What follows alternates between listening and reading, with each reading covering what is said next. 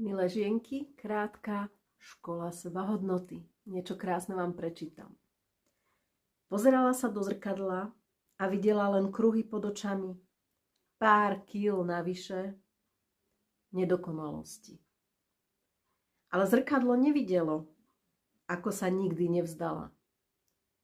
Nevidelo, ako miluje, ako bojuje a ako tvorí. Lebo jej hodnota nie je v jej obraze, ale jej hodnota je v tom, kým je. Tak, milé žienky, to, ako sa vnímame, nie je v tom obraze smerom von. Ale to, ako sa vnímame, ako sa máme radi, akú hodnotu vlastne svoju vidíme, je práve v tom, čo cítime vo vnútri.